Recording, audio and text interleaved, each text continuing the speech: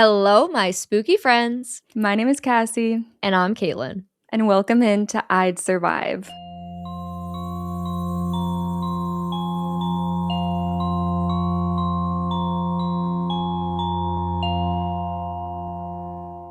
We are so back after 2 weeks, which honestly has been the most confusing 2 weeks because of the way we do things. Literally, Cassie texts me last week and is like, oh my God, guess what? I forgot to edit half of the episode. And I was like, we have an episode? And it was pretty much just the energy of how everything's been going during this break. Us trying to figure out when we were supposed to take off from recording, like two brain cells shared between one brain cell maybe shared between us being like, wait, when do we, if we want to not do work during the holidays, we record 2.5 weeks ahead. And then there's like the editing side of it and the script writing side of it. And it's just like, when are we supposed to take off? And it's so weird that what works for us is for technically you guys to not have episodes 2 weeks in the middle of January. Yeah. Which it's weird. It was so confusing for literally no reason. How was your break though? How was the holidays? My break was so good. I actually took off like a proper 5 or 6 days, which is just crazy and really, really nice. Just a lot of family time. And then, hit the ground running again. Well, actually, I decided to take an extra week off of movies for my YouTube channel, like movie reactions. Sure. Because I was doing a room makeover that I was very excited and passionate about. And I was like, you know what? I'll just come back when the room makeover is done. Now, like this week, I guess, actually feels like the first proper week. But I was working last week too. Yeah. And it's been good.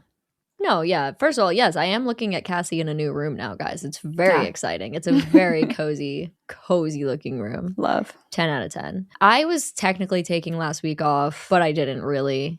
Because it's just, what am I going to do? I just want, like, I'm going to edit. I'm going to work on things. That's just what I want to do. So that's pretty much what I did. And then the holidays were the holidays. Nothing crazy this year. Just a pretty standard holiday.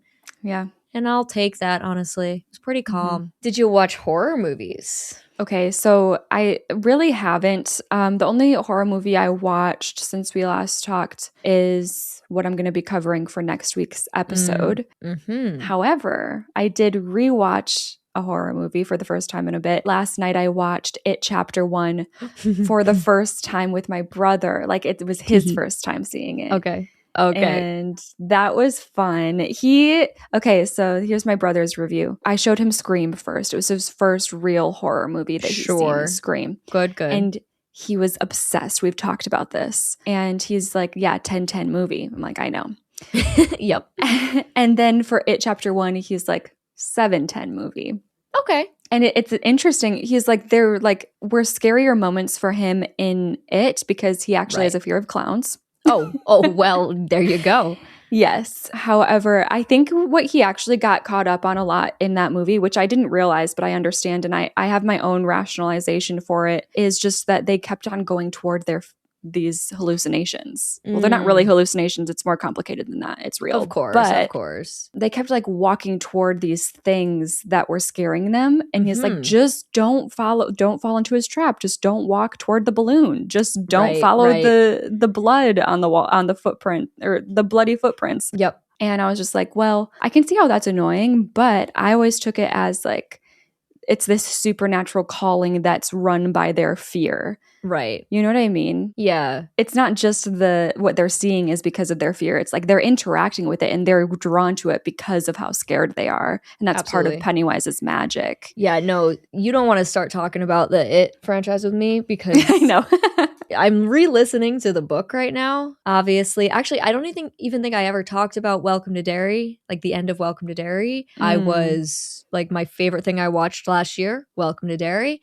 Yeah. And I'm planning on rewatching 1 and 2. And then like I'm going to be doing a massive like Pennywise discussion like with my Patreon people, which I'm really looking forward to. But I think what am realizing even more re-listening to the book is how the movies, I love the movies, but it's so hard for the movies to capture what the book is, given that the book is 1,200 pages and there are so many details that the movies just can't get into, which I understand. And that's why like Welcome to Derry has been cool, because it's like delving into a lot of the stuff that the movies didn't cover. And it's just, I just have a stupid love for the franchise. I know. I'm so excited though, because as far as the franchise, I've only seen the first movie. So now that I watched that with my brother, I'm going to be watching part 2. I've read the book. Okay. But I am going to be watching part 2 for the first time when we watch it together. Awesome. Whenever, probably soonish. And then we're going to watch Welcome to Derry together. Oh my God. Yeah. That makes me so happy. I know. That brings me infinite amounts of joy. I'll definitely be keeping everyone updated here with that. Me more so than anyone else. Yeah. I just need to know. So this is a great place for that. Yep. I wanted to talk about Welcome to Derry. Check. Thank you for bringing that up. Yep. I watched a movie that I was considering for the podcast. Just, it was called 12 Feet Deep. And wow, I watched it and I was mad about it. The concept for it sounded really good. It's like 2 girls get trapped in a swimming pool. Like the cover goes over the pool. Okay. And I was like, oh, okay, cool. Like it's mostly a drama. They're just arguing about everything. And then there's just like this crazy lady that shows up out of nowhere and you're like, what's going on? Tobin Bell, aka Jigsaw, is in it for like 5 minutes. I think the budget went to that and that alone. It was really weird. But wouldn't necessarily recommend.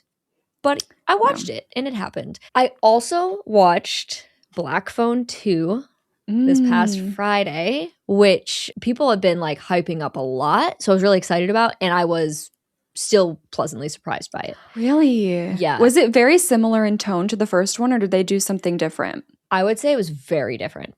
Like, oh, cool. The vibe of it was very, very different. And I was surprised by like some of the gore that happened. Where I was like, whoa, this doesn't feel like the first movie at all. Very different, but like really cool what they did with it. Okay. I'm excited to watch that one. But that's pretty much all I have for horror. Okay. So do you wanna talk about a movie called Backcountry?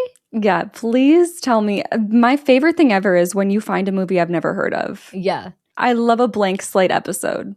This is fun because I think what happened with this movie, it's 2014, 2015, depending on what you look at, because it was in a film festival, Toronto Film Festival in 2014. Didn't really get a full release till 2015. But it's just getting put on, like it just hit Paramount Plus. So I think it's like suddenly people are hearing about it a little bit more. Okay. It is a Canadian film. Okay. Directed and written by a man named Adam McDonald. And this was his first feature film. After this, he worked on a movie called Pyewacket. Oh. Which is a movie that I've also had on my list for a long time. But like he's not in anything huge. Sure. This was his first. So. Okay. That's really all I have for you. But we need to talk about one other thing. Oh, yes. The worksheet. Okay, guys. I'm going to try and keep this concise so that I don't ramble at you. But Cassie and I decided over the break that we want to try something. We want to try something new. As you know, like when we give our scores, they're kind of just a vibe. You know, like, how do I feel I would survive this? We kind of wanted to structure it and make things more complicated than they need to be because we're Cassie and Caitlin, and that's how we deal with things in life. Yes. We overthink. We need the format to match these brains of ours that overthink. Absolutely. So we came up with the worksheet, which I don't know why I'm calling it like the worksheet TM, but I am. It sounds like a film title now. It really does. The Worksheet.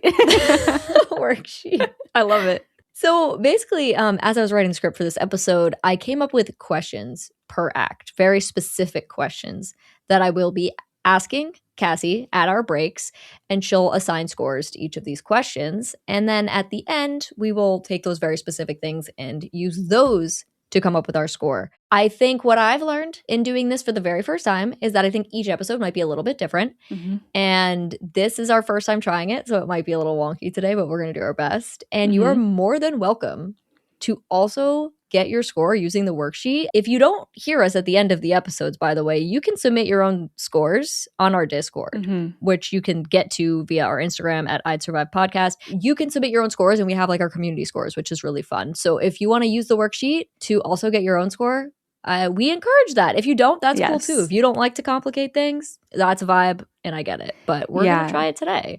Make it as interactive as you like. This is officially now an interactive podcast. There's always been an element of it because we encourage people to submit their own scores, and I love seeing those community scores and comparing them to ours. But this is like next level. Like if you really want to like play a game along with us, this is what that is. But if you're just like, girl, I ain't got time for that. Like, you're in my car stereo right now. Like, yes, that's totally fine. You don't have to play along.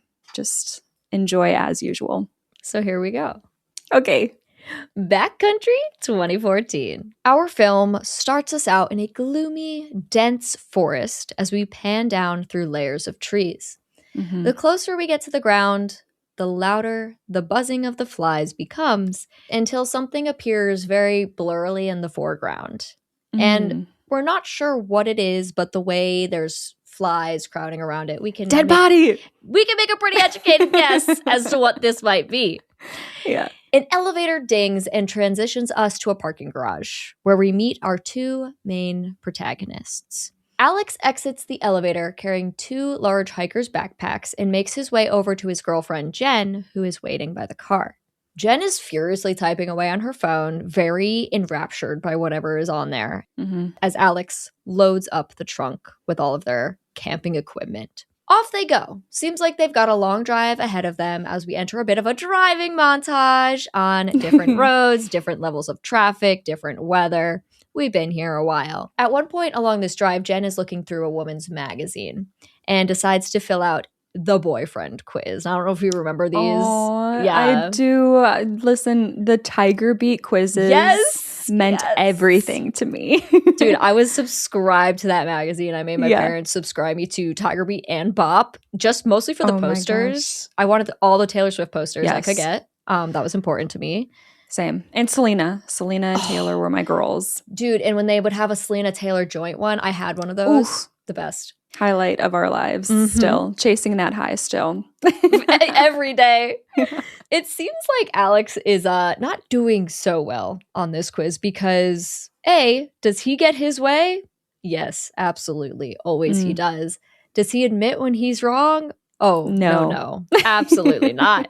He never admits when he's wrong. But Alex tries to counteract his failings by saying, well, I can start a fire with no matches. So that's going to count for something. And Jen's like, yeah, okay, no one cares. No one cares. But it's still endearing. They have a good relationship. They're mostly kind of joking. Alex actually, he pulls out a CD with the most like campfire-y camp country song. Okay. Like, and he puts it in. And it's like when I was younger and we used to go on vacation, like there was like these things called like the moose tape or whatever that my parents would put on. And it was like a moose was singing about camping and shit. Yeah, believe me, it was my childhood. But wait, how do you know it was a moose singing? Well, because he's like, I'm a moose with a cowlick in my hair. Oh, okay. I found it this morning when I rolled out of bed. So, I'm actually not sure what to say about this, but I actually don't know what I'm supposed to say. Like, I'm curious if anyone else has experienced the moose tapes. Or if this is very niche to you, because I've never heard of this. But that sounds really fun. Yeah. We used to listen to those in the car. And that's kind of the vibe of what's going on here with Alex. And Jen is like, she doesn't want to hear this. But the longer the song plays, the more she smiles and laughs until she joins in herself. Okay, good. And she gets like really into it. And then Backcountry. The title card flashes on the screen with like an ominous thud. Which like interrupting the Goofy Camp song. And you're like, whoa. Ooh, yeah. Very nice. I love that. So Alex and Jen eventually make it to a little shack station place to check in for their hike. And the man behind the counter, his name is Carl, he tells them that their canoe's ready for them down by the river. Just bring it back Monday by 5 p.m. Carl offers Alex a map, but Alex refuses to take it, insisting he knows these woods well. Oh, so he didn't watch Blair Witch. Apparently not. I see. Yes. An interesting decision on his part, I think. Very interesting. I would take the map. I don't know if this will come into play later. Wow, it's crazy that you say that. What? Carl seems skeptical about him not taking the map, but he doesn't like force him to take it or anything. He just asks where they're headed. Blackfoot Trail. Alex is so excited to finally show Jen this place that he just loves so much. It's the whole point of the trip. But oh no. Carl tells him that Blackfoot Trail is currently closed because I guess people have been disrespecting the property up there, and each person caught up there on that land will be fined $500. Damn. They share like a small silent moment where we all know that Alex doesn't care and he's still going to go there anyway. And I think Carl knows that, but he just was like, he's eyeing him. Yeah. But Carl hands over an emergency kit for the couple to take with them on their journey. Good. And off they go. Okay. Alex and Jen drive down to the lot next to the river and gather all of their belongings. Jen is once again enraptured by her cell phone. Mm-hmm. Really? Alex drones. He's not amused by her cell phone usage. Mm-hmm. But Jen promises this is the last one. Sounds like she's working on something that she deems important, but she finishes it up, slides her phone into her bag. And it's funny because it's like a BlackBerry. This is 2014. Love. Yes. Throwback. Oh, I loved my mom's BlackBerry. It had the most fun game. It had that game Brick Breaker? where like yes. Yes! I did that on my dad's. That one was the best. Mm-hmm. Ugh. Yeah, I played a lot of Brick Breaker on my dad's BlackBerry back in the day. Yeah. Good times. I still remember that. I don't know how people typed on those, by the way. I know. Those buttons are so little. Yeah. And close, smushed together. Yeah. Insane. So let's jump in that canoe and let's head out. Based on a true story, a lower third informs us as the couple drifts across the lake. Oh, I didn't know. Okay. I didn't know until this moment. Okay. And this is something that we're going to talk about at the end. I would love to talk a little bit about the true story. The cinematic music in this movie is honestly really good.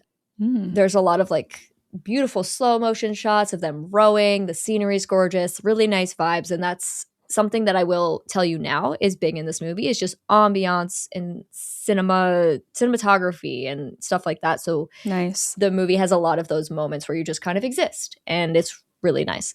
Yeah. Alex and Jen reach a shoreline where they pull up in their canoe. Alex actually drops the canoe on his foot while pulling it out of the water. Oops. Good job, Alex. Good job, buddy. And as they settle in, Alex takes out the emergency kit and hands the whistle over to Jen. It'll scare anything away, he tells her. Well, okay. Yeah. I probably won't need it, she responds. I've got it taken care of. She says, I've got it taken care of already. And she pulls out a can of bear spray from her bag. Good. Yeah. And Alex is like, where did you get that? You're not going to need that. And Jen tells him that it's just going to help her feel safe. So he's like, okay, sure. He clips it on her belt for her. Alex jokes that we got to see what other goodies Jen brought on the trip because he's kind of making fun of the bear spray, like not like aggressively, but he's kind of like, all right, what else did you bring? Looking through her bag, he finds a road flare. And of course, he's going to make fun of her. Like, girl, what are we doing with a road flare? Like, you realize, like, if you wanted a flare gun, I could have got you one of those. But the road flare? And it's a fairly lighthearted moment. But at the same time, you can tell that Jen is serious about just wanting to feel as safe as possible on this trip. Yeah, she's so mean. She's not spending a ton of time in the forest. She's clearly doing this because Alex is excited about Blackfoot Trail, you know? Sure. So they throw their packs on their backs and head off down a hiking trail in this new location on the other side of the lake. And more beautiful foresty ambiance, vibey music, shots of them hiking, stopping for a snack, sharing pleasantries with other hikers they pass. Oh, good. There's other hikers. This is a good sign. We're passing other people. And at one point they pass a watering hole and Alex like suggestively just points at it. And Jenna's like, no, absolutely not. Like we're not doing that. Yeah. They come upon a cute little bench in a camping area and decide this is where they're going to stop for the day. So they set up camp. It's funny that we actually like cut to camp being set up. Like there's no like scene of them trying to put up the tent and failing miserably, which I feel like is crazy because most movies would do that. It feels natural, especially with her. Yeah. Like they're not both these professional hikers. Yeah, but they set it up. Okay. And Alex starts a fire, which we know is a skill that he's very proud of after his car conversation. And Jen watches and Alex is like, is this turning you on? And she's like, oh yeah, so hot. Yeah. Well, speaking of, Alex starts. Remember that water hole we passed? Jen does not want to hear it, but after some prodding, she agrees. Fine, she's going to go skinny dipping with him in the watering hole. Oh, we're in like a pub. Okay. Yeah, she kind of is like, what if people, but like it's dark. It's pretty much like they haven't seen anyone in a while. So she agrees. I'm not opposed to the concept of skinny dipping, but like in a public place where there's people around and it's also a little chilly. I don't know. I think I'm going to not do that. But also, I can't like go directly into a house and like take a shower and dry off. Right. You know, I guess I'm just no fun. Same though. Yeah. So they go. They have a great time jumping in the lake. Alex more so than Jen. She's freezing, which, yes, again, that would be me too. Yeah. And we actually get a distant shot at the end of the sequence that feels very POV of someone watching from a distance. Because like the way it moves suddenly behind the tree, you're like, whoa, that's not a natural camera movement. That feels we're somebody. A little later back at the camp, Alex decides he's going to get some more wood for the campfire before it gets too dark. Jen offers to go with him, but he insists, you stay here. He's got it covered. So Jen just spends some time sitting at the camp, taking in the sights and the sounds of the forest. But her moment of serenity is broken up by a man suddenly calling hello from just behind her. Oh my God. Wait, what? Like how? Is it like tentative? Is it like demanding? It's just like, hello? Oh. It's not nothing crazy. It's more of a, I'm just trying to get your attention. Hello. I still don't like it, but same. It's fine. It's more of a question mark hello, not like a hello. You know what I mean? Like it's we're not there, but I'm still like uncomfortable. Exactly, yeah.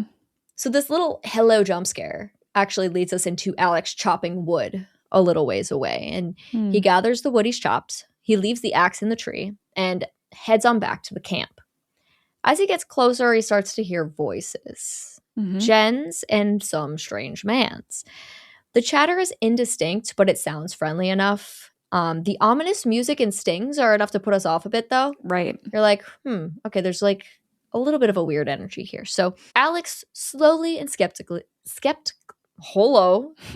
Alex slowly and skeptically, is that how I pronounce that word? I'm doing great, guys. Good job. Makes his way over to the camp before slamming the stack of wood on the ground to make his presence known. It's like a very intentional, like, boom.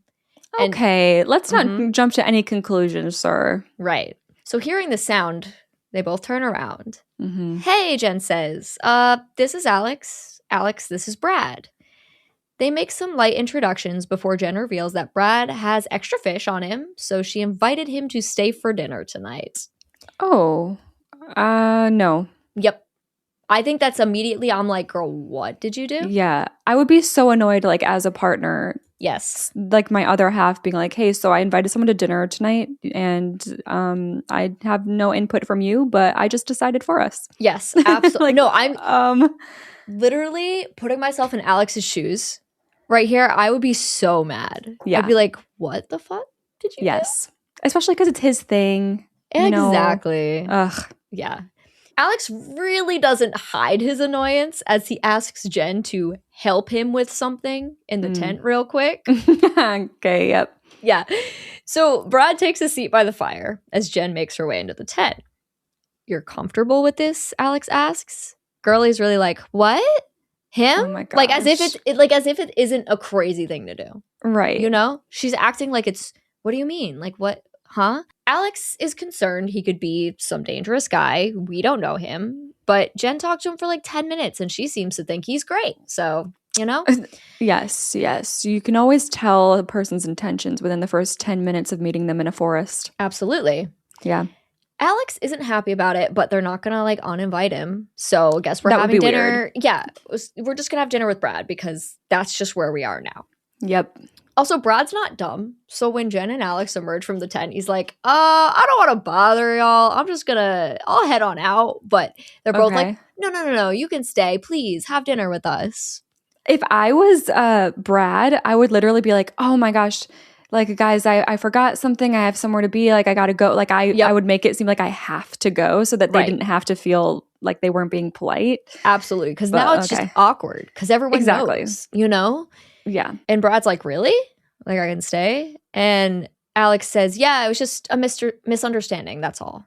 So Brad's like, all right. He slams the fish down on the grate over the fire with a, all right, let's do this. Oh, wait. How old is Brad? Is he like about their age? Same age. They're probably in like their 30s, like early 30s. Okay. Alex does not actually like the knife that Brad pulls out of the sheath. He's just using it for the fish, but he's still kind of eyeing it like, don't love that. Don't love that. And they watch as Brad guts and prepares the fish. And let me tell you, they are definitely disgusted. And I would be too. Yeah. I don't think I could eat a fish. Like, I don't think I could watch somebody like fish a fish, put it in front of me, prepare it, and then like I would eat it. I think I would struggle with that. I think I would like get nauseous.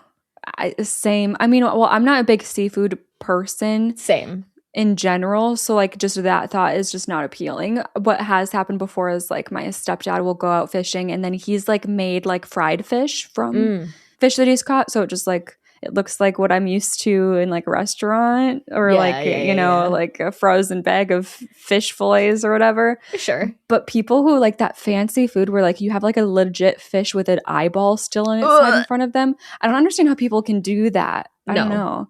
It's not for me. It's not for me. Well, it's officially dark out now, and the trio gets to chatting around the fire as the fish finishes cooking. We learn that Jen is a lawyer. Okay.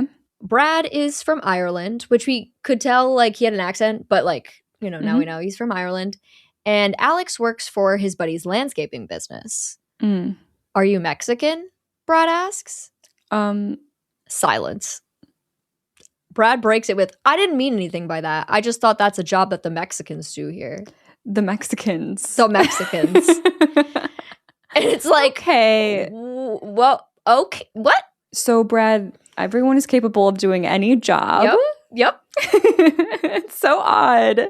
No, it like the look on Alex's face, it's something like Jen has to butt in like real quick because Alex looks a little pissed off right now. Jen's like, yeah, like, but what he does pretty high-end stuff, you know, and he's starting his own company soon. Like she has to try and like smooth this weird moment. That's so crazy though, her saying he does high-end stuff though, I know. As if the Mexicans don't do the high-end stuff. Hello? Yes, it's a wild moment. So like this is like the first moment too, like for sure, I feel like where we see this look on Brad's face where we're like, oh, he knows what he's doing. Oh. Like this wasn't innocent. This was, oh, you enjoyed what you just did.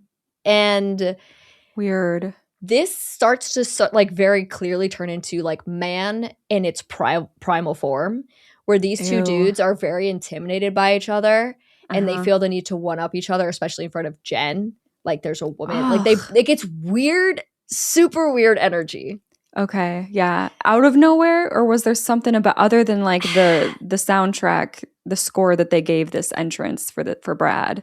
I feel like he was just kind of confident to start. But then like he starts to get cocky. Sure. So the fish are getting close to done now. So Brad asks if they have anything they could cook as a side to go with the fish. And Jen's like, oh yeah, I've got veggies or potatoes.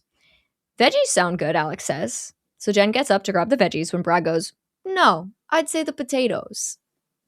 Bruh. Like, okay. Are we joking? So Jen's like, all right, yeah, we'll do both. That's so weird. Right. Oh my gosh, this is our food. Like you're a guest right now. Like what do you mean you're going to fight the people who brought the food about which food they get to make of their own food? Like what are you doing? There's a lot to think about here. Like as far as like what would you do? Right. Yeah. This kind of was making me think of like Speak No Evil. Exactly what I'm thinking right now. Yes. That's exactly where my brain went in this situation because I was like, this is just like, awkward.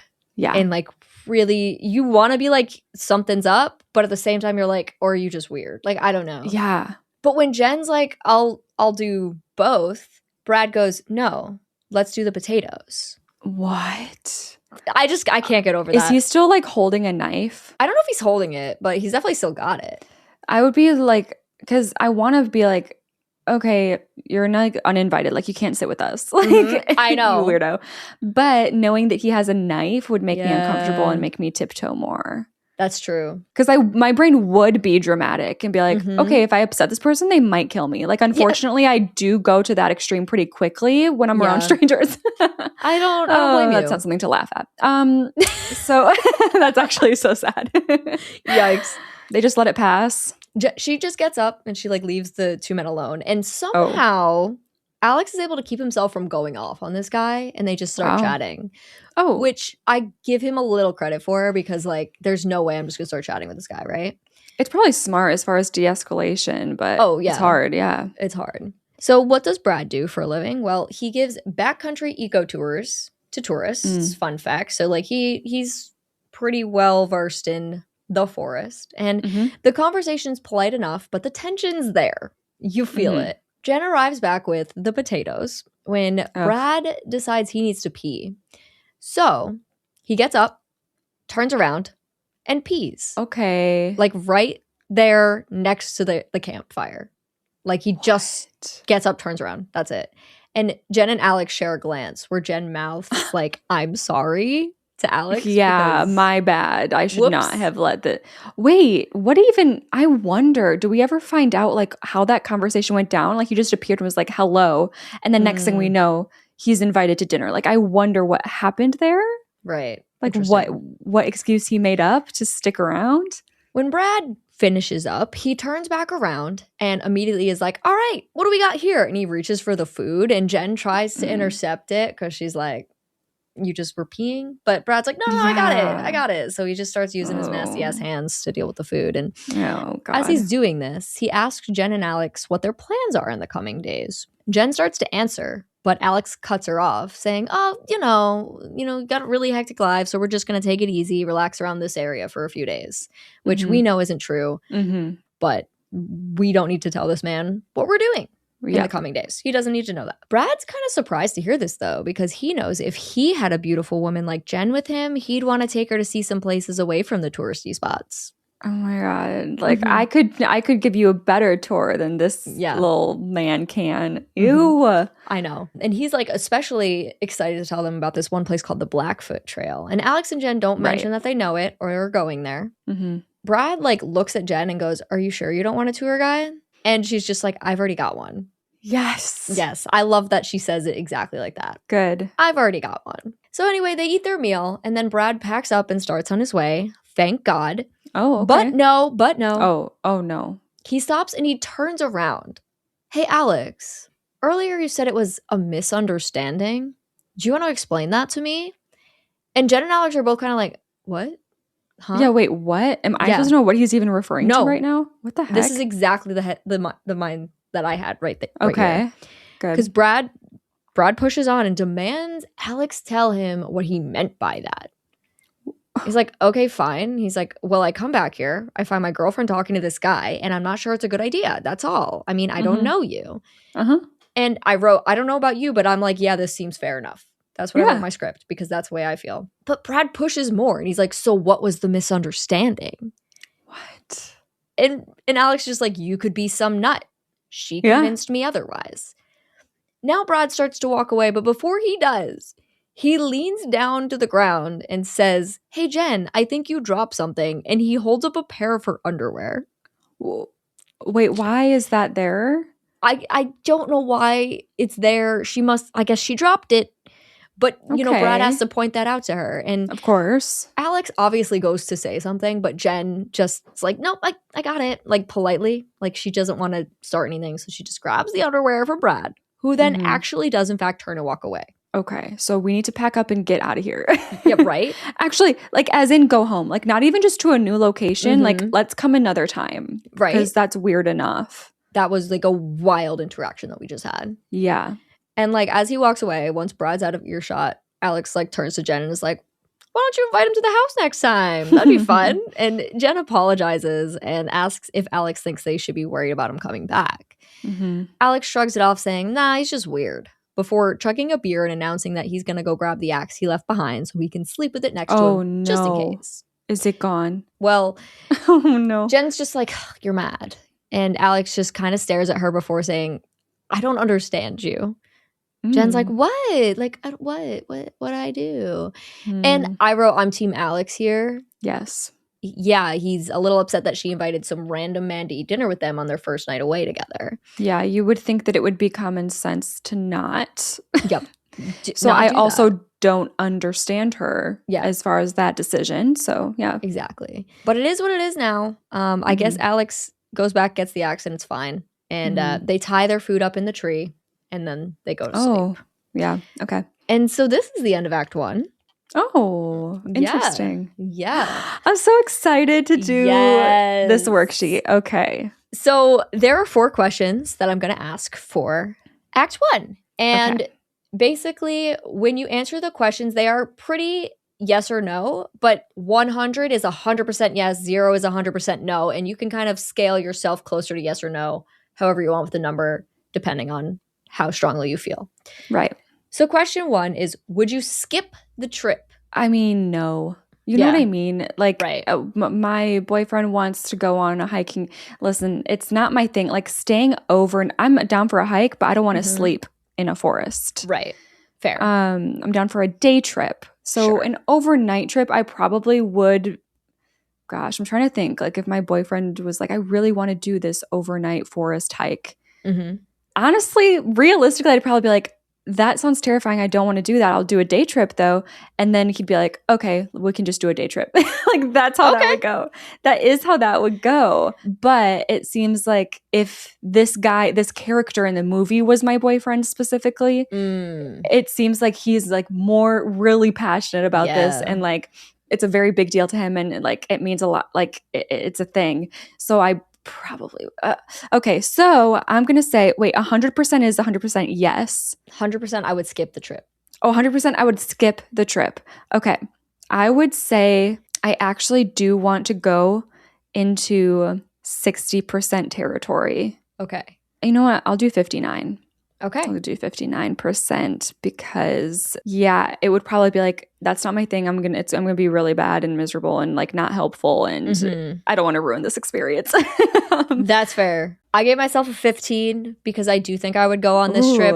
I wouldn't be like super excited to go on a camping trip, but I think I would do it for the experience. Question B, do you take the map? Oh, so 100% yes. Okay. 100, 100. I would take 2, actually. I would take 2. Just in case one gets lost.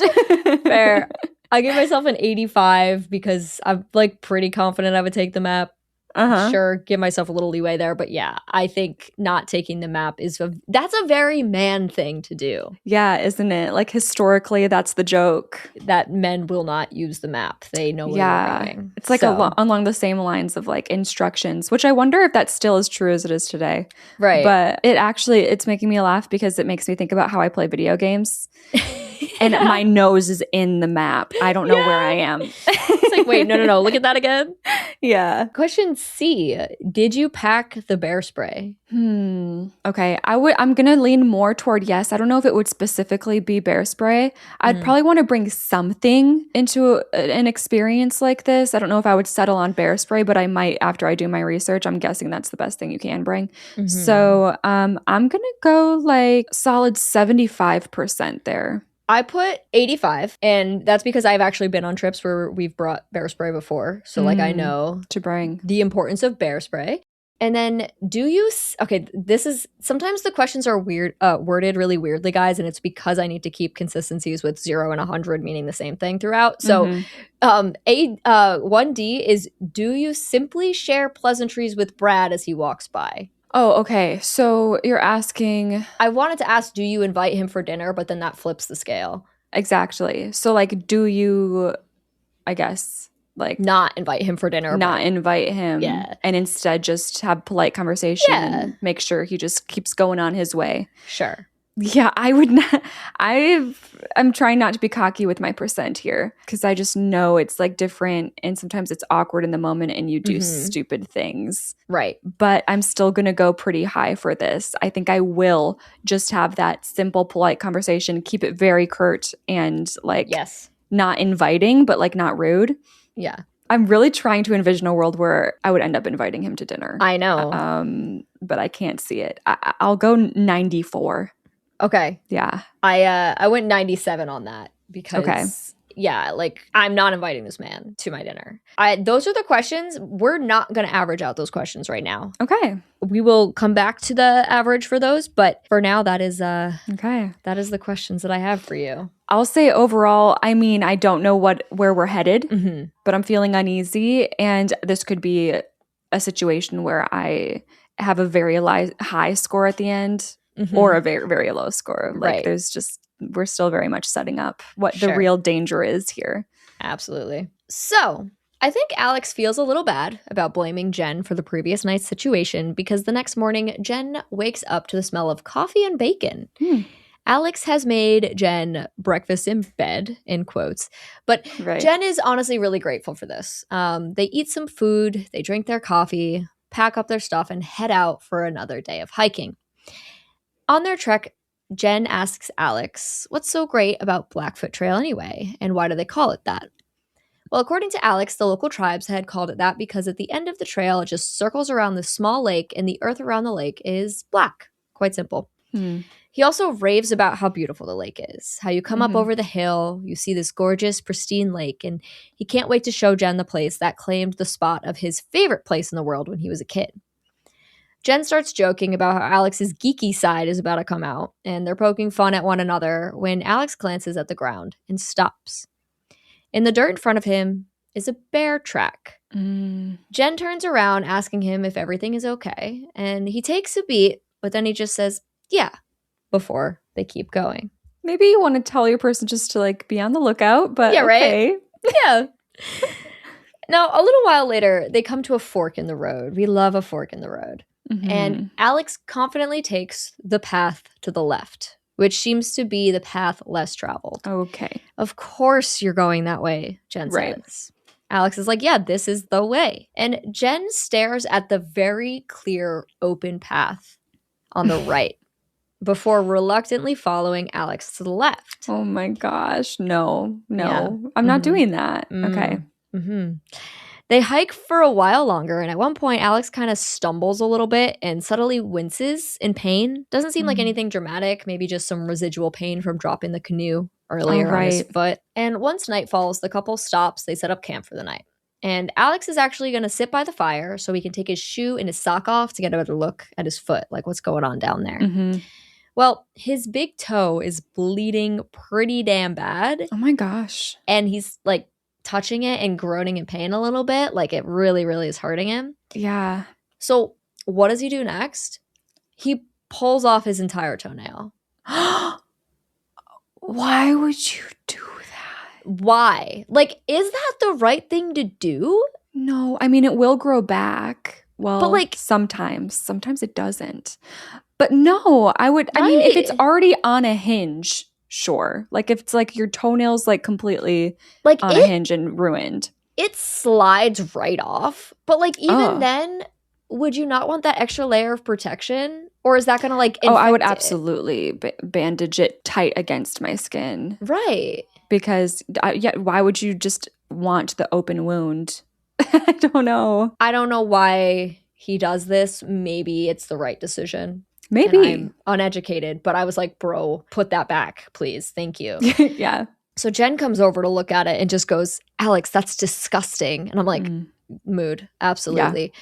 But she does take out the first aid kit and tend to him, including pouring alcohol like on his foot, which of course hurts like a bitch. Oh my gosh. But I feel so seen here because you know what happens? Alex just starts laughing.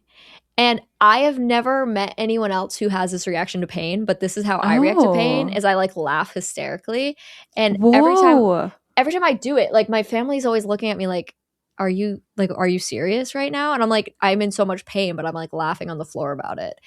And he has the same reaction. And I'm like, oh my God, I feel so much less alone now.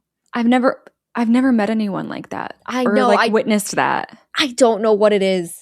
I laugh when I'm in pain, and I don't know. Have you always? Like even for a very long young? time. I don't know if when I was little. I should ask my mom about that, actually. Interesting. Anyway, they get it all wrapped up, and Alex is chilling. And they go to bed that night, and Jen is woken up at some point by the sound of twigs breaking outside the tent. Oh, here we go. Classic. And after a few I hope it's the bear. You know that question? Like, do you take the man or the bear? I hope it's the bear. Exactly. Oh. So after a few twigs snap, she eventually wakes up Alex. And as she does, something hits the tent. Ooh. So she's like, Alex, someone is throwing stuff at the tent.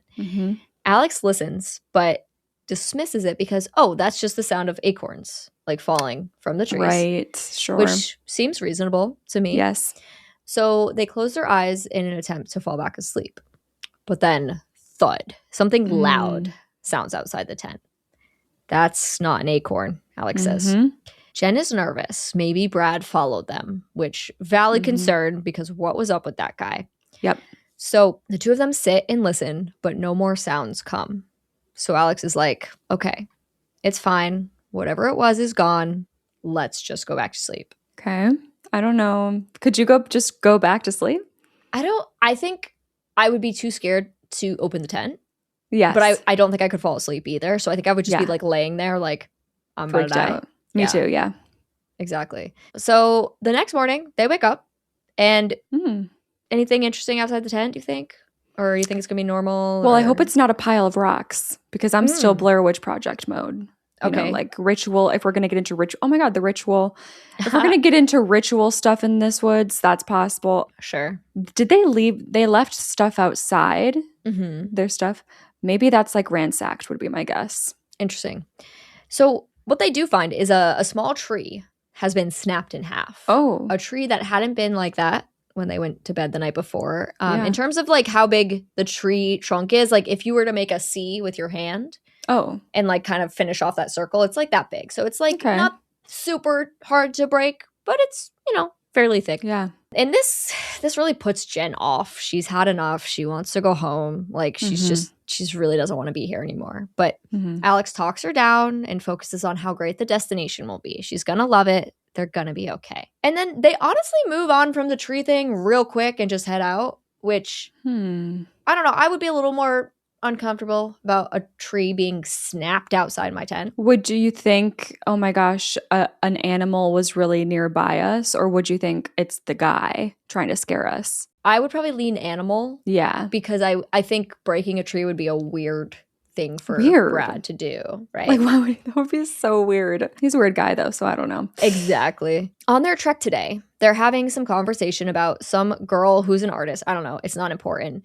When Alex spots some wintergreen, and he shows it to Jen, saying that you can eat it, and he takes a bite of the leaves before offering some to Jen, who's like, "Nah, I'm all good. I don't need to eat the leaves that some animal probably peed on. Like, I'm good." Right? Yeah. But this is when Jen notices something. A weird smell in the air, and she finds the smell concerning, but Alex shrugs it off. It's nothing. Alex starts heading down the path, but Jen turns left and follows the scent. She doesn't have to go too far. The sound of flies grow louder the farther she walks. Ooh, okay. Alex now having turned around to follow her at this point, and the two of them come upon the hollowed carcass of a large deer. It's a highly unpleasant sight, and Jen does not want to stay around and look at it for too long, so she just turns and Alex follows. I will say this does seem like it is a shot from the opening of the film. Okay, yep. But they kind of clock that. They're like, don't love that, but they're going to continue on their journey. And they've gotten to a point where they're really, truly not on a path anymore, and Jen is tired of this shit. She's having to like push through branches that are hitting her in the face. And then she trips and falls and she hits her face on the ground. Meanwhile, Alex is like way ahead of her and he's like, I found it. And yeah. With a huff, Jen gets up and makes her way over to him. Yeah. Thanks for the help, dude. Thanks so much. Thanks. He immediately laughs, seeing that she has something on her face, something that I would have thought was dirt, but he calls it poo. So that's nice. That's great. Gross. At least he does, in fact, clean it off for her with a little water and, you know, he cleans it up. And they stand at the bottom of a slope when Jen asks, like, this is it? Yes, it is. They're almost there. The lake is over the slope. They've got a little more climbing to do, but Alex can't wait to get there.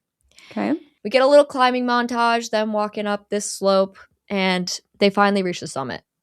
From the cliff, they can see a lot more trees. Oh. And no lake. Okay, so where's that map? Yeah. I don't understand, Alex says. I was sure. I was like a fucking 100% sure. The panic sets in quickly for Jen, and she tries to ask Alex what is going on. Let me think.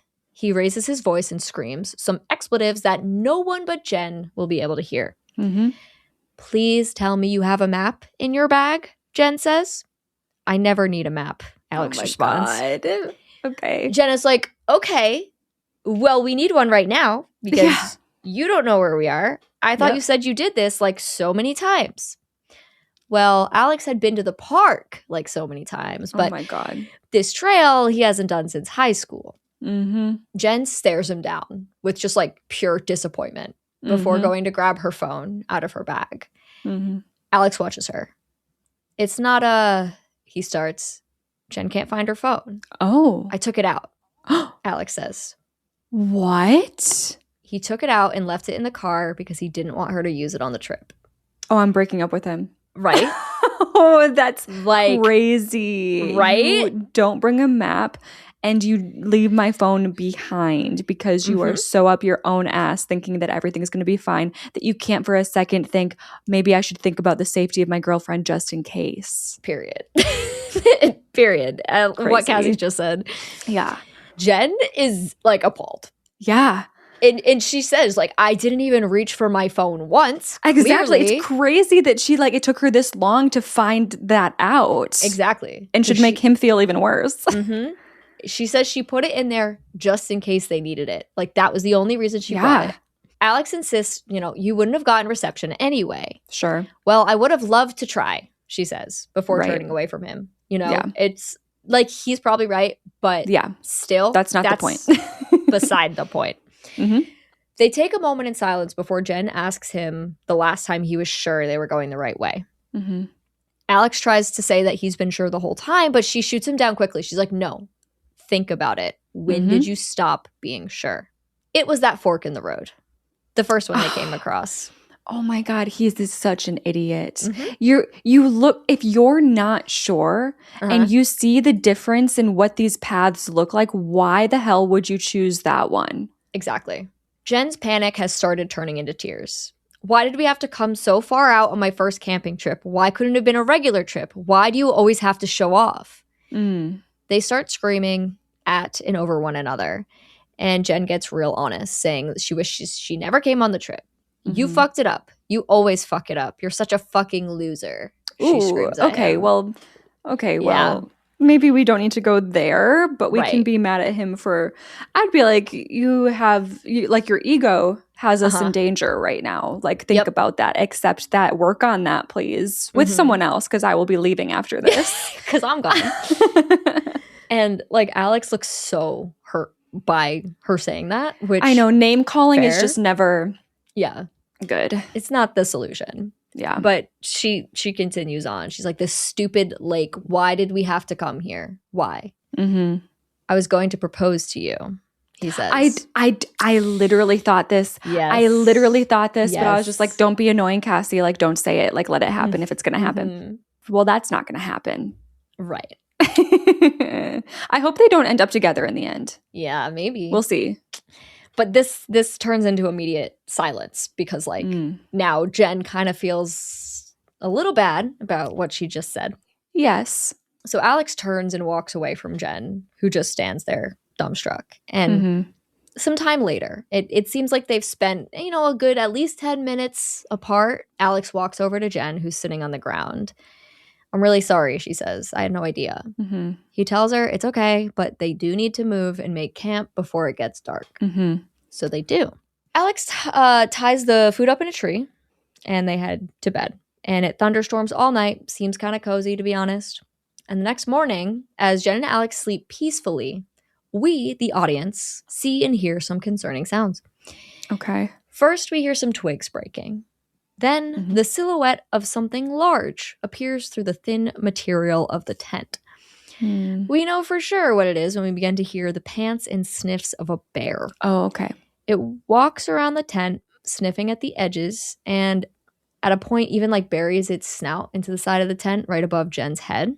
Ooh, yeah. And the couple continues to sleep until the bear actually kind of like pokes at Jen through the tent, but she's like really asleep. So she just kind of like nudges at it and rolls over. And we're going to cut away for a little time jump. Oh. Jen and Alex are now up, and they have discovered that their bag of food tied up in the tree has been destroyed. Alex blames it on a raccoon that he claims to have seen the night before. Okay. Hard to tell if he genuinely thinks that or if he's just saying that to like keep Jen not freak her out, yeah. But regardless, they need to head out and try to find civilization today. So off they're going to go.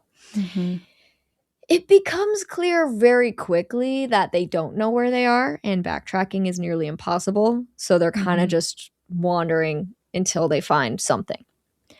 And a while into the day's hike, Jen stops to take a sip of water. It's the last sip she has left, and while they're standing there, Jen looks to the left and spots something that catches her off guard. We cut to it, and I'm not gonna lie, like, it means absolutely nothing to me. Oh. It looks like a shallow hole that would in no way alarm me whatsoever. But Alex informs us that, oh no, it's a bear bed. Oh, okay. I looked up bear bed, and it's like really like you got to know what you're talking about to know that's a bear. Like it was a hole, and sure, it's a bear bed, I guess, but I would never have known that. Same, yeah. As scared as Jen looks, she kind of takes charge. She's like, okay, let's get as far away from here as we can before dark. They do just that and set up camp once again. And that night they sit by the fire together and exchange apologies. Jen didn't mean the things she said, and Alex is sorry they ended up in this situation to begin with. He asks Jen if she wants to see the ring, by the way. And she initially is like, okay. And then like as he's like about to like open it, she's like, wait, no. Like, just wait. She then mentions how hungry she is. And Alex pulls out their only remaining food, which is half a protein bar. That's all they've got left.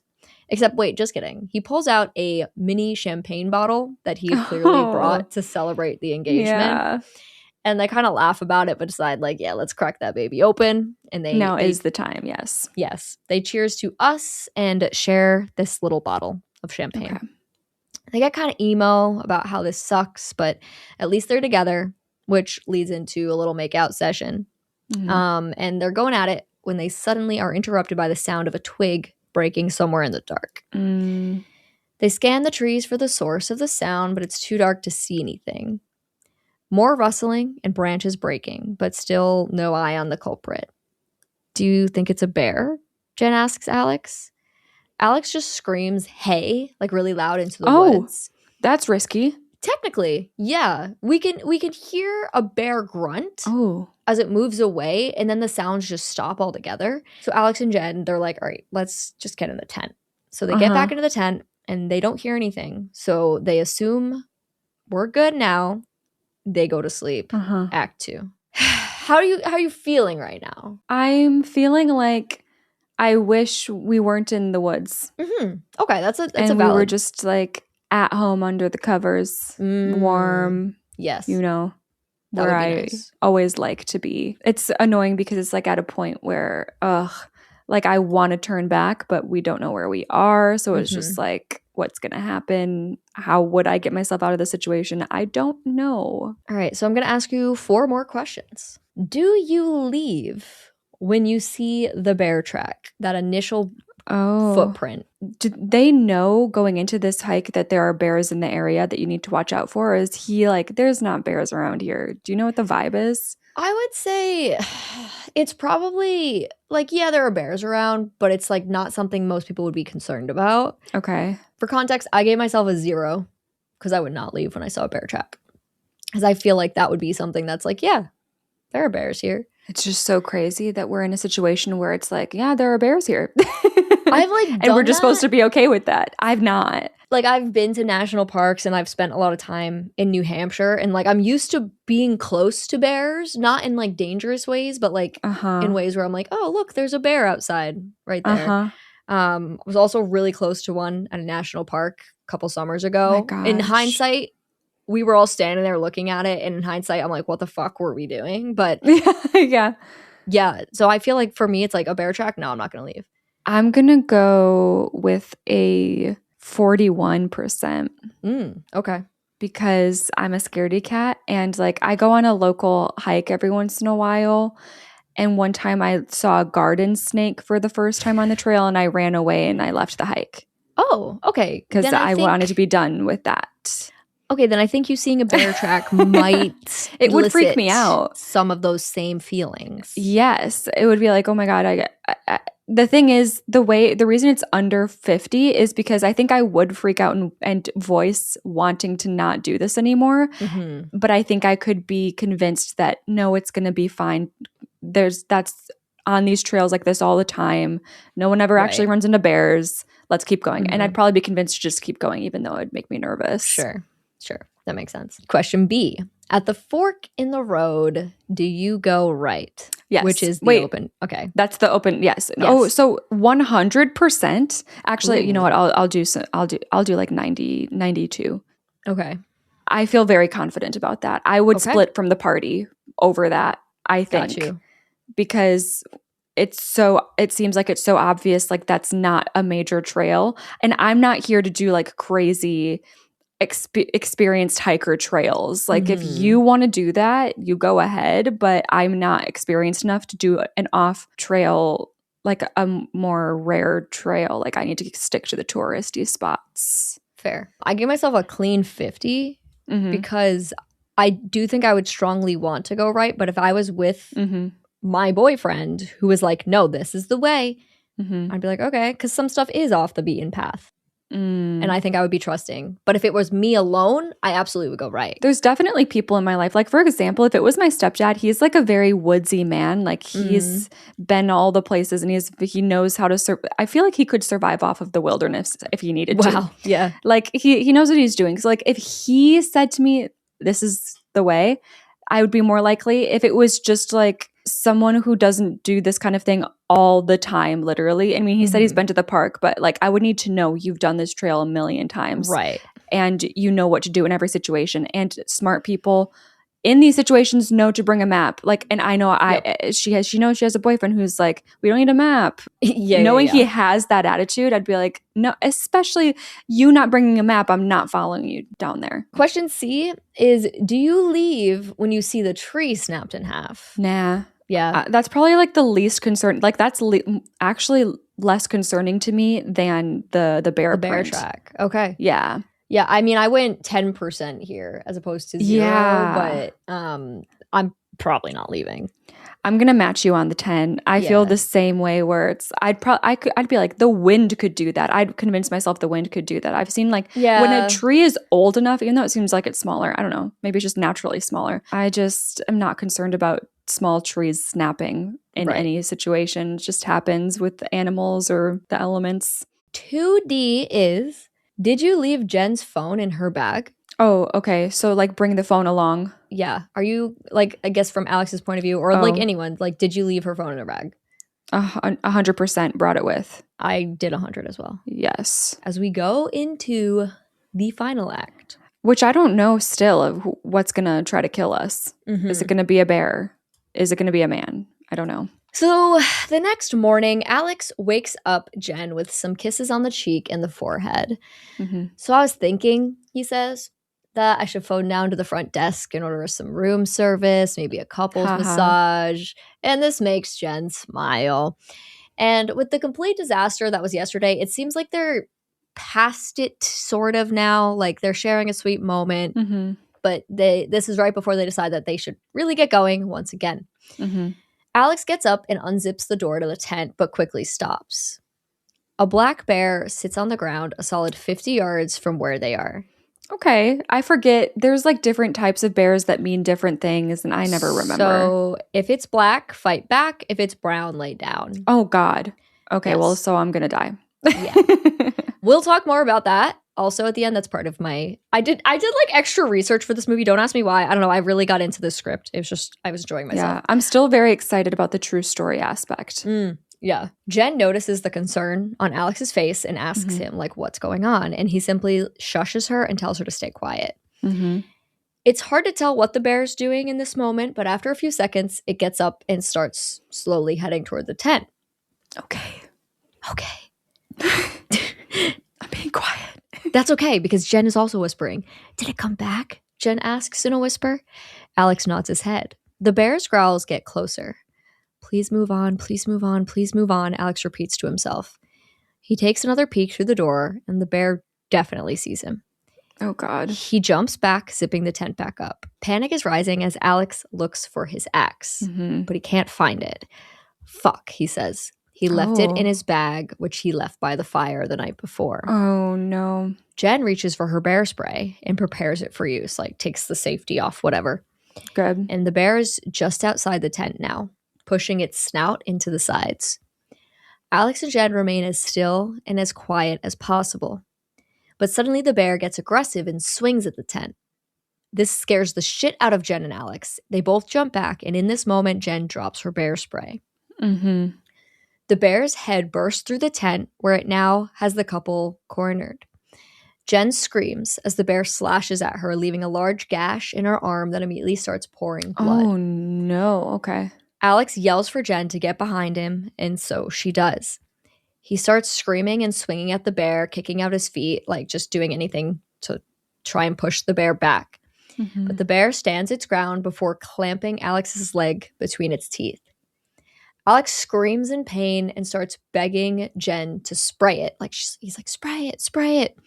And in this moment, all right, so the audio does something interesting, and it kind of takes on the characteristics of like when a bomb goes off in film or TV, where it gets muffled and there's the ringing sound. Yes. Which is really cool. So Jen grabs the bear spray, and with shaking hands, she aims it at the bear and sprays. An orange substance emits from the can, immediately affecting the bear, who turns and walks away growling.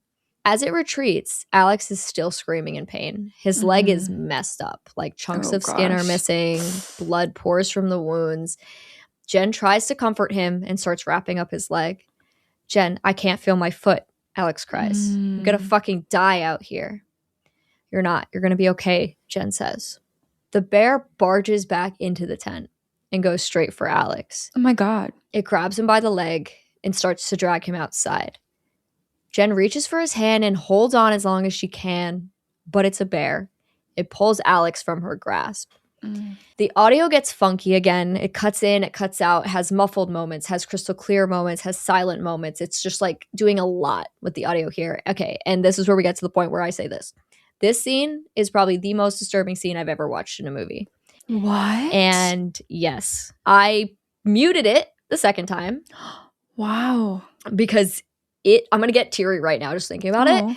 This bear completely annihilates Alex.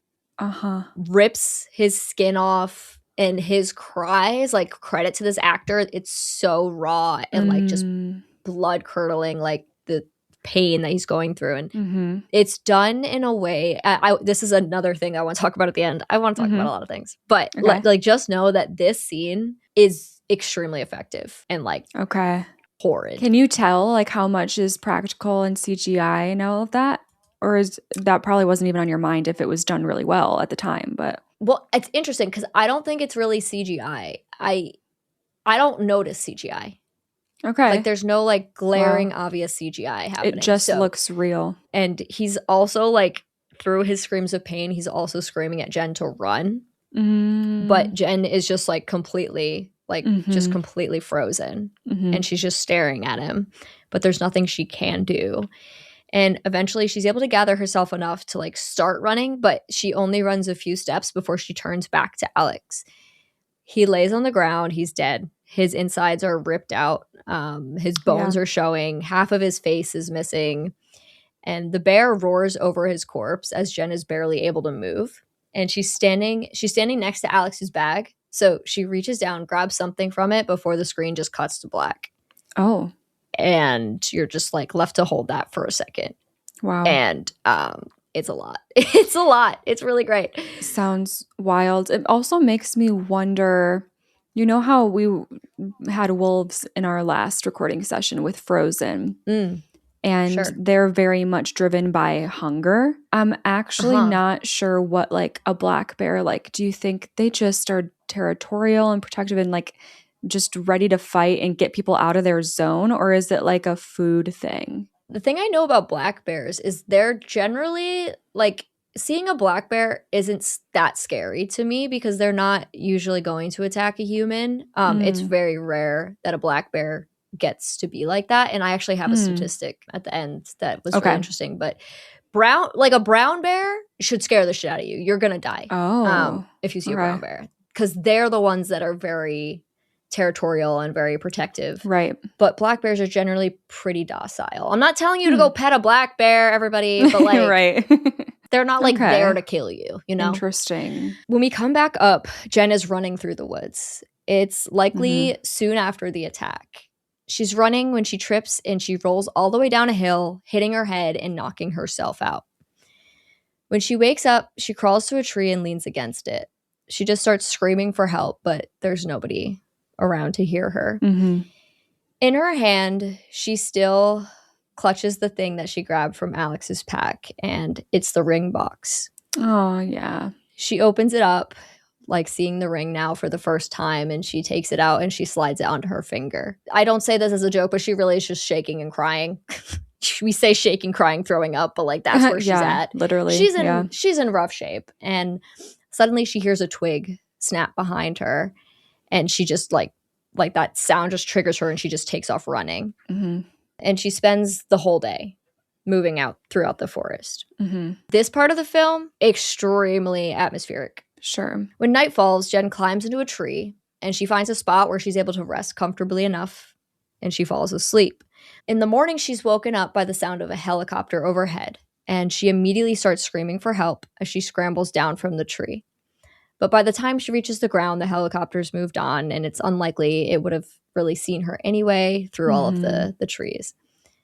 She does come across a stream, though. She's able to take a drink of water, clean up her wound from the bear, something that seems as though it's very painful. Like even water on a cut is very painful. Yeah. She also finds some wintergreen, like Alex had shown her, and she eats that. While she's on the ground gathering the wintergreen, she hears the sound of a bear growling close by. And looking up, she can see it wandering over in her direction, and she takes off running. And the bear chases her. Oh my God. She's running and running until she comes upon the top of a waterfall where she's forced to stop. Random side note, can bears climb trees? I don't know, but I did when I was looking up like bear safety. They say don't climb a tree when you're running from a bear. So I assume the answer is yes. Yeah. So Jen rips the whistle from her neck. She still has it, and she starts to blow on it. The bear just roars back at her, and she has no choice but to climb down the waterfall. So she does. And it's not too far. It's not like a crazy high waterfall. I wouldn't call it an easy climb either, but easy given the circumstances of what she's been choice through. To make. Yeah. Exactly. She does reach a point though where like the next step in climbing down this waterfall isn't clear. And as she's trying to decide what to do, she falls a pretty good distance and either sprains or very much more likely breaks her ankle. Ooh, okay. In the fall. And she is girly pop. I give her credit. She's able to put together a splint. Like she grabs sticks and she starts like wrapping like a cloth around them to keep her leg together. Wow. But as she pulls that cloth tight, something snaps really loud and like she screams. I don't know if she snapped it back. She grabs herself a walking stick, and even with what seems to be a broken ankle, she continues on her way to just anywhere but here. The last 10 minutes I wrote, okay, so specifically the last 10 minutes of this film are extremely cinematic.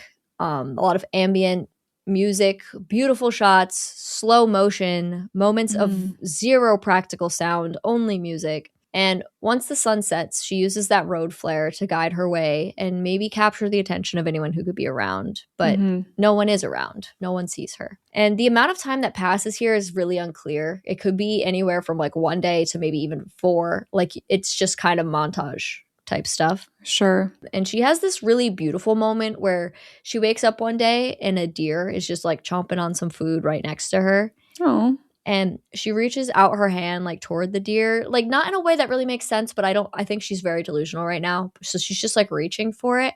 Yeah. And it turns, it walks away out of sight. She's really beat up at this point. She does get up, but she's struggling to do so as she follows in the direction the deer went. I don't know if like this is like some level of delusion for her, but she just like wants to follow the deer. So she does. Okay. And as she comes over the top of a small slope, she sees the small shoreline where she and Alex had left their canoe at the start of their journey. Oh my gosh.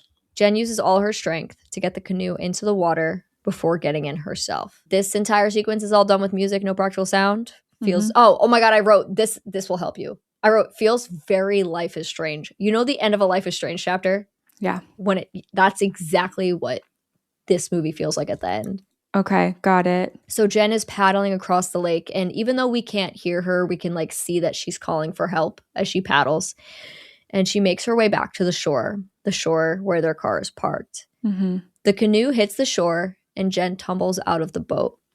Through blurry vision, she sees their parked car in the lot.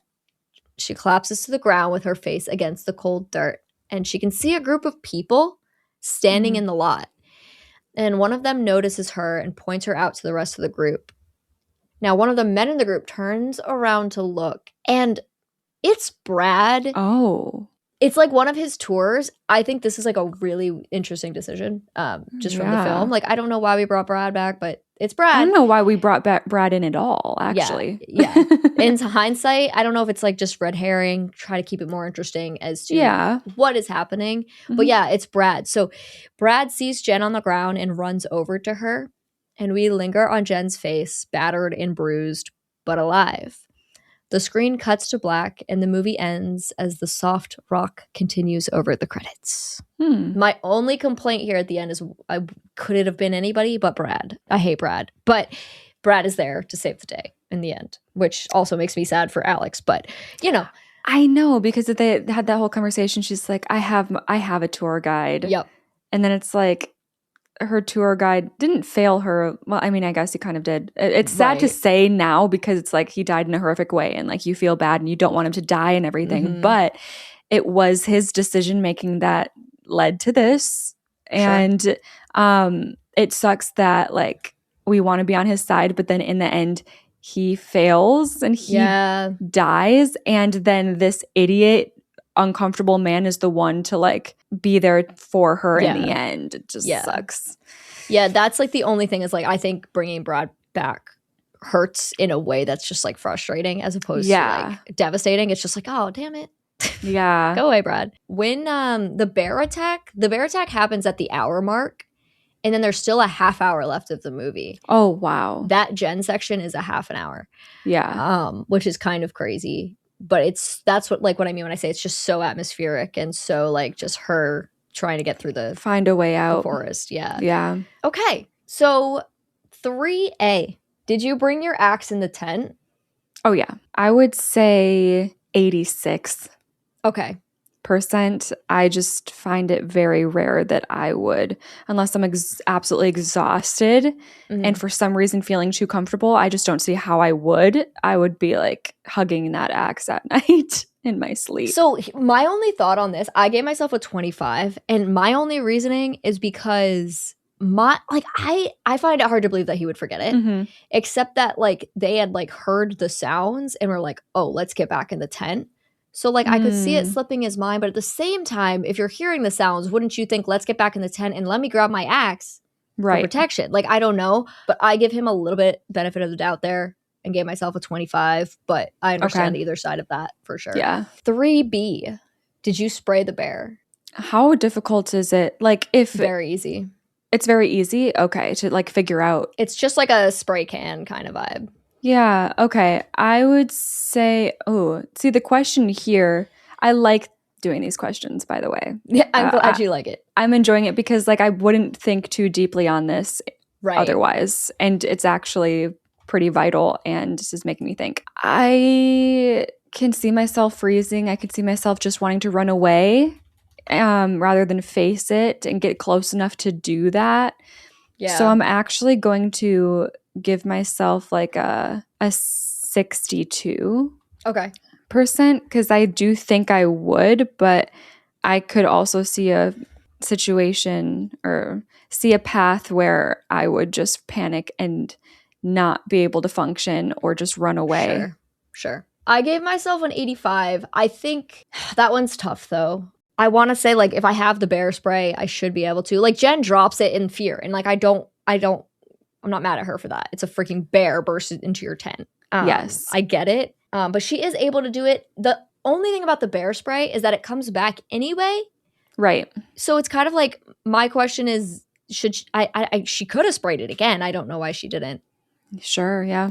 But I don't know how much that actually was going to help in this particular situation. Yeah. Because it came back. So I think that one's interesting. 3C. Do you leave Alex to the bear as opposed to interfering? Yeah. Yeah. I don't think there's anything I could do there. Could I grab the axe and like try to hurt this bear? Maybe. I guess that's an option. I would be too panicked to be able to aim, and I'd probably end up fucking swinging on him in the chaos and want to die. It's less likely that I would do that. Yeah, I think I wouldn't want to look. Exactly. I think at that point, I just wouldn't want to see what's happening anymore, and I would run away. Yeah. I'm going to go 89%. I went 77 because I think it's hard because I think obviously the right decision here is to go. Yeah. But like if it's like your loved one, like that it's got to be the most difficult thing to do, to just like let it happen. But like he's also like pretty much gone like immediately. Right. Like he's completely. I have this weird thing where I think this might have gotten brought up before in another episode, where like if it was my siblings, they're much younger than me. Right. I think I would have it would be traumatizing either way, no matter the age of the loved one. But I feel like I would more likely like try to step in for someone like littler than me, like younger than me, like a minor for that. You know? Yeah. But if it's like an equal playing field human, like same age around, or like an adult, it's like I'm also an adult and I don't think I have anything I can help you with here. Right. 3D, do you escape the bear? If you are Alex. Spoiler, I gave myself a 1. Okay. Because I'm imagining the bear bites my leg. Yes.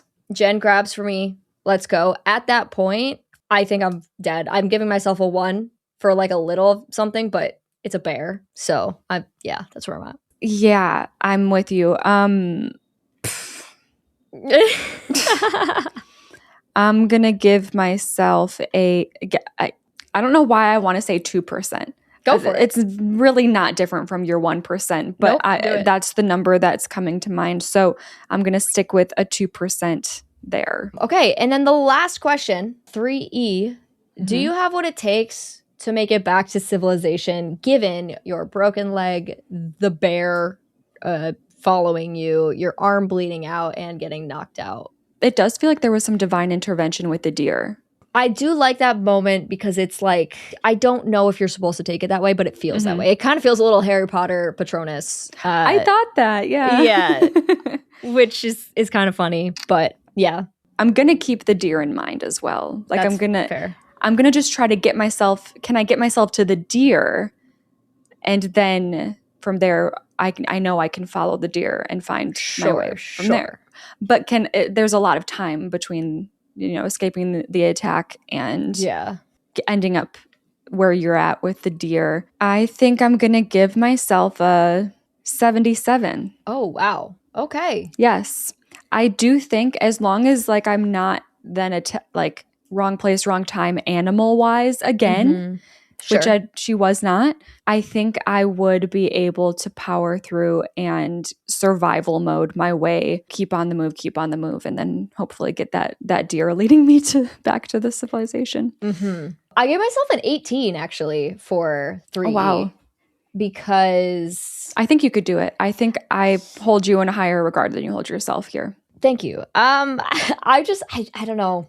I think you're right. It probably should be higher, but I'm just trying to imagine. There's a lot of things that she goes through there that for me, I'm like, I could see myself giving up. Like she's really just destroyed. And like you also have to take in the emotional state, I guess, too. Yep. Of like what you just witnessed. I think loss of hope would be very much a potential issue for me. But okay. So this is the fun part where we get to do math. Now, what I would like you to do right now is cross off 1D and 2D. Neither of those questions are going to be included in your average because they do not matter, but I felt the need to ask them in order to guide the plot because 1D was about Brad. Brad does not matter. Right. 2D is about Jen's phone. I just wanted to ask that one, but I don't think you would have gotten service, so I don't think that question matters either. Yeah. Okay. So what I did was I just did a simple average for acts 1, 2, and 3. No weights for the acts. Okay, so then that makes my act 1 score a 78. Okay. My act 2 is a 47. Alrighty. And my act 3 is a 63. Wow. Yeah. Okay, all of yours are much higher than mine. Okay. I was 62 for act 1, 40 for act 2, and 41 for act 3. Then what we do, if you don't know, we take our 3 acts and use a average weighted calculator, which the one that we use is literally just weighted average calculator. If you Google that, it should come up. Mm-hmm. And then the weight for act 1 is 1, the weight for act 2 is 2, and the weight for act 3 is 3, because we feel the farther you get into the movie, the more your choices should matter. Yes. So my overall weighted average came out to a 44. Okay, mine came out exactly 60%. Okay, so that leaves us with an average of 52. Okay. For this episode. Now, I think this is really interesting because at first I was like, ooh, 44 feels too high. It's a bear. But I think what this is going to help us do is really take into account a lot of those earlier questions. Like, did you pack the map? Exactly. If you took the map, you wouldn't run into the bear, most likely. Yeah. And did you take that path? You know? Yep. Exactly. So it's like, yes, if we run into the bear, we're probably screwed. But in this particular instance, I think running into the bear is less likely to happen for most people. Yeah. Because I feel like most people are a little smarter than not taking the map and whatnot. And going down a sketchy path. Yeah. Yeah. Those are feel like the two big things there that led to the demise. Because when it comes down to being face to face with the bear, I was at a 2%. Right. Same. Exactly. But taking the entire movie as a whole, I think it actually makes sense that I'm at 60% because I feel like I'm more like, nope, I'm not going to do it than you are. That's true. And I'm more scared like about stupid things, like when I shouldn't be. Fair. And that can help me sometimes in situations like this. Sure. And before we end today's episode, I want to talk a little bit about some of the stuff behind this movie. Yes. Which is really interesting. So this is very loosely based on a true story. The director, he really wanted to like look into the realism behind these kinds of situations. Mm-hmm. So he found this particular story from the early 2000s where a husband and a wife, Jacqueline Perry, Mark Jordan, they were both 30 years old and they were hiking in a park in Ontario, Canada. And a black bear attacked them while they were at their campsite. The bear initially attacked Jacqueline, but Jordan was able to stab the bear multiple times so it couldn't drag his wife away. And then in the real story, he carried her away to their kayak where he was able to locate a campsite where people were able to help him. But unfortunately, like, it was too late. So Jacqueline did pass away from her injuries. Wow. And Jordan needed 300 stitches and ended up being awarded the Star of Courage, which is an award of bravery in Canada. So it's actually a very sad story. Yeah. Much even sadder than the movie. Just I feel like the way that it happens. But what is interesting, before this 2005 attack, there had only been 3 other black bear related fatalities reported in that area since 1978. Okay. And they say that black bears, this is all from Screen Rant, by the way. Shout out Screen Rant for this information. But black bears are less likely to become hostile. I think in order for bears to become hostile, they have to be introduced to scenarios where they need to be. That's why, like, actually, when I was at Yellowstone a couple of years ago, a woman was killed by a bear. Oh my gosh. And they had to kill the bear because now the bear has killed a human and will be more likely to do it again. Right. Whereas that's not what they're trying to do, but if they have to, they will. And once they do it once, they're more likely to continue. So I find that really interesting. And yes, it is true. If it's black, fight back. If it's brown, lie down.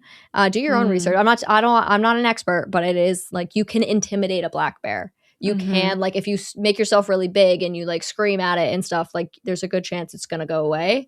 But with a brown bear, you're going to want to play dead because that is like your only chance to get away from a brown bear because they're just humongous and they'll kill you. I also was like I looked at a very specific Reddit thread where people talked about how this is probably like the most realistic bear attack ever brought to film because of how raw it is and how real it is. Whereas people talk a lot about The Revenant, but The Revenant is not, I've never seen The Revenant, but I know about the bear. Same. the bear attack, and it's very cinematic and it's very unrealistic. It's very well done, but it's well done for film. It's not meant to be super realistic, but exactly. Yeah. So like this is coming from a very different place, and I have a quote here from the director that I really liked. He said, "I wanted to respect anybody who's been attacked by a wild animal in a way where it's not a joke. It's serious business. When people have seen the attack in this movie, they're really taken aback and they can feel it, and that's what I wanted to do. To be honest, I think it would be such a disservice if someone saw the movie and went, that's not how it happens at all. It's disrespectful in a way. I just wanted to convey that it's so ferocious, so instant, so powerful.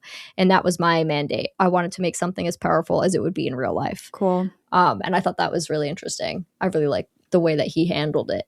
And he did a lot of research into like actually like and talk to people about their experiences. And I really like this movie a lot. I think another fun fact about it, from just my experience, I literally cried for the last half hour of the movie. Wow. The bear attack affected me so much, and then just the musical scores and just the desperation, it was just conveyed in such a beautiful way that I was just like, I just was like so shocked watching this movie. It's like so beautiful, but so raw and horrible at the same time. But I'm a little scared to watch this movie. Yeah, just be like, I think people could enjoy this movie. Just be prepared for the bear attack. Maybe I'm hyping it up so much that you won't think it's bad, but like the bear attack to me was just like, awful. It's interesting what you said too about the whole thing of once a bear kills a human once, that they're more likely to do it again, because I feel like there's a statistic out there as far as like serial killers where there's like so much. Ooh. It's different because, you know, usually they're suppressing this urge as a human, whereas I mean, I guess we don't know what a bear is thinking, but it feels like it's more like it snaps once, and it's not like they've had all this pent up energy of like, I need to kill a human. Right. You know, it's different, but it's also a little bit interesting because it's like usually you see once a human like kills another human once, then the threshold open, like the gates open, and it oftentimes turns into, okay, now I can't stop. That's kind of scary to compare like a bear's primal instinct to a human's conscious decision, but it's like that is really creepy in a weird way. It's kind of scary. It's making me uncomfortable. Yeah. But that is Backcountry, and I want to recommend the movie, but just that one scene is like a lot, so just be aware with of that. Caution. Yeah. Thank you guys so much, as always, for listening to this episode. You can check us out on Instagram at I'd Survive Podcast, and over there you will also find a link to our Discord where you too can submit your scores. So let us know. Would you survive?